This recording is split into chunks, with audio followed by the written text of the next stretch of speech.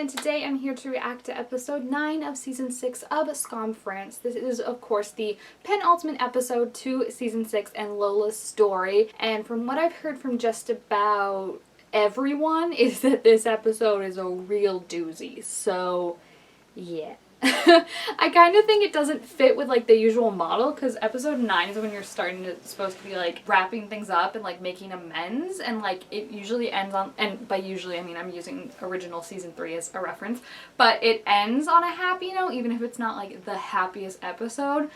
I feel like Skam France though has a tendency to make everything super dramatic basically to the last episode or even like the last minute. Like Arthur got hit by a car in season 5 and I'm pretty sure it was either the second to last episode or the third to last episode. Like it was crazy because I was like, how are we gonna fix this in literally one 30-minute episode? Because episodes also like aren't ever even that long, so it's interesting what we're gonna see. Back in the club, which isn't a good thing, but let me enjoy the music. Oh my gosh, the flashing lights, I thought we were over this. Oh, I don't like people, like, some people can't handle, like, needles. I don't like seeing people snort stuff up their nose. It just, ooh. Oh, she invited Elliot? Or did he just, like, no, she must have invited him. Oh, she's buying it with the money that her bio dad gave her. I gotcha. What? What does that even mean? I would be like, okay, so I'm gonna be over at the bar because you're clearly out of your mind right now. I'm just gonna keep an eye on you. Oh, Lucas doesn't like her, so he's not gonna like that. He's probably on his way showing up right now. Does Elliot not drink and smoke either? Because I thought that was weird, like, in one of the, like, first couple episodes when they were over Daphne's apartment for her birthday.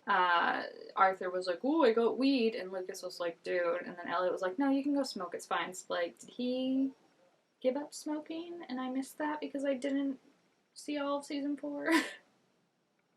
What? Yeah, that's so not how it works.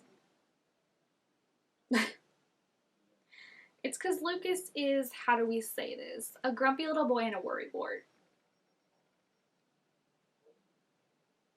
Nah, I don't think so. I think if anything, he's more worried he's gonna, like, fall in love with someone else, but I don't think he's that worried about, like, him slipping. I mean, he did say that he was worried they were gonna bring each other down, but, like, that was, like, kind of the first time we heard him mention something like that. Oh my gosh. They're gonna get in a fight. That man is way bigger than you. I'm sorry, sir. Who are you? Who are you taking a video? See, I'm kind of irritated about this whole, like, this whole thing. Because when Lucas first said the whole, like, oh, I'm worried that you guys are going to bring each other down, I thought that was unfair. Because, like, I get that that's Lucas's character and he worries, like, I said that already. But I just feel like it's such a bad stereotype, and for them to, like, show it too afterwards that, like, mentally ill people are bad for each, in a sense, like that they'll bring each other down, because I feel like that's what they're showing right now, like that they'll start to manipulate each other and just like get into each other's vices. But I feel like for me personally, and for most people that I know, like my closest friends that I can be the most open and honest and trustworthy with are ones who also suffer from like anxiety and depression, because you don't have that worry of like telling them something and then feeling guilty because they feel like they have to fix it. Like people that don't understand it, I feel like if you try and tell them like you had a bad day or something, they automatically get like kind of on guard and are like worried for you.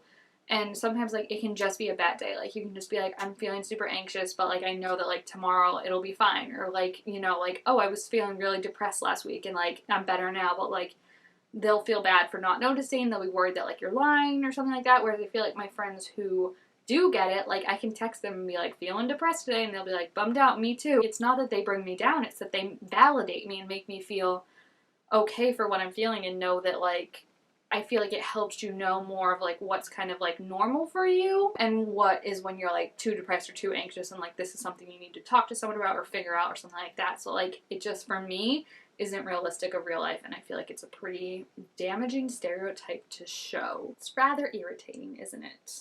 Because I just feel like they could have just had Lola and Elliot be an awesome bro TP this season and him be there for her and not have like all this stuff on top of it. It's just like, gag me with a spoon. That's for my Critical Role fans out there. Oh, she's so sweet and she's going through stuff too. Oh, crap. No, it's not entirely your fault. Like, Elliot's a big boy and can make his own decisions. But she's trying. She's just... The sister relationship they have now that they can actually get along is so cute. Oh, Maya. Kind of forgot about you, honestly, in all this mix. Lying? Lying? And, like, tell them about your dad. Like, then people will see that it's not just you being a brat and, like, just going off and getting drunk when you can't handle. Like, there's serious issues to that. Like, your dad, your papa, was a crappy a-hole. What was that face? Oh, so we can't drink. Okay. Okay. She wasn't thinking straight, though. No, that's not true. You don't call her a doll.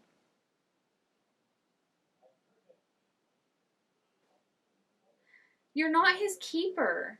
That's what gets me mad. Like, I get he's protective and worried about his boyfriend, and, like, he has every right to be after what happened, but, like, if Elliot still wants to talk to her and still wants to, like, figure it out, like, one bad night isn't gonna... Like, I have disagreed with Lucas from pretty much every point, and I want to be respectful that it's his boyfriend and he's worried and he saw him go through some really traumatic shit, like, what was it, a year ago? So, like, obviously he's on edge about this stuff.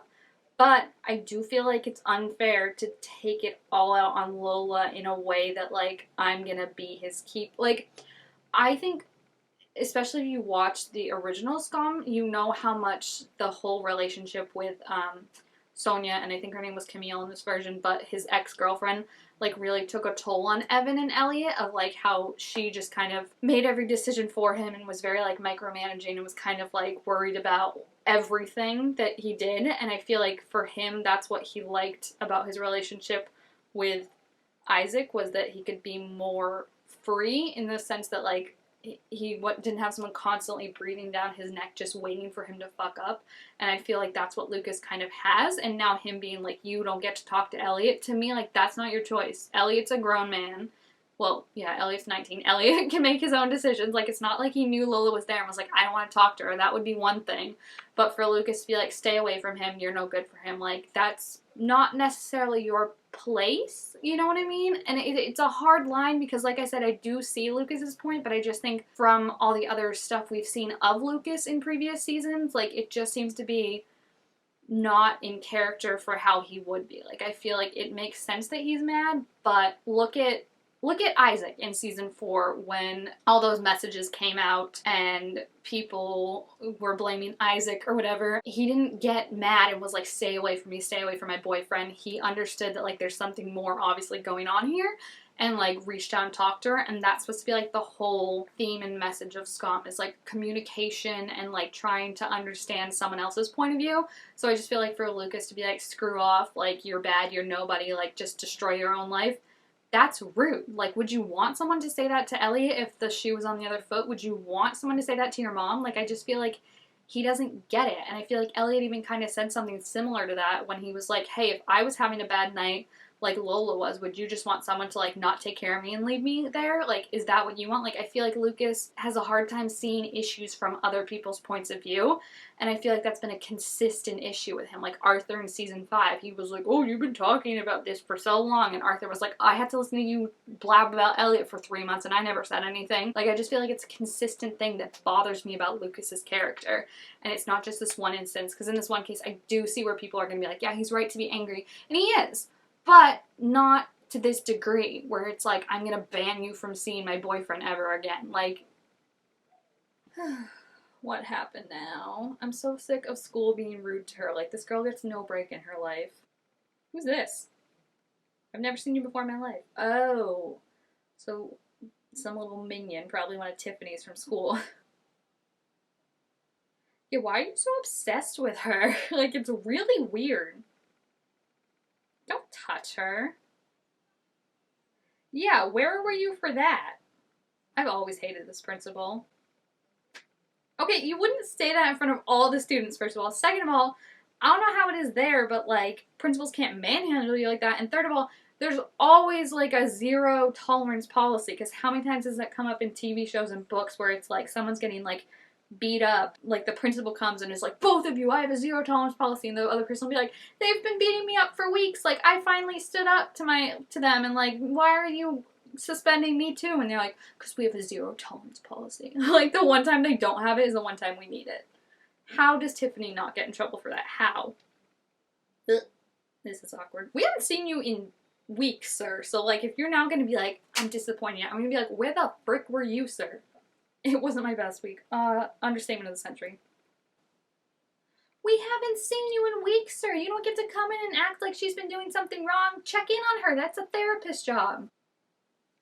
Why are you putting this pressure on her? Like, now she's going to feel extra bad that, like, oh my gosh, now I made this guy feel bad. Like, that's not a good psychologist. Do you think it's the nurse from the school? I feel like there's zero odds of that, but that woman always pops up somehow. No. No. She'll run away before she lets you put her back in a hospital. No. Like, that's not listening to her at all. She has no say in it. Yeah, I don't know how any therapist, knowing, like, how much that triggered her, would be like, let's put her back in a hospital. I think it clearly is, sir, because you're giving her nothing. You just said that you're not going to be your psychologist anymore, so I wouldn't stay there if I were her. It's like she's fighting a losing battle that she has no chance of winning. Like, no one wants to even ask her opinion. Oh my gosh, Maya has no clue, or maybe Maya saw the video. Also, did she steal Archie Andrews' sweatshirt on the way there? Oh, she's finally telling someone. Thank goodness. Thank goodness. Because then you'll be like, okay, I understand. You weren't just like, let's go frick things up to frick things up. Oh, I was going to say the fact that she's there means I think that she's not going to abandon her. That's sad. I think she's going to run away.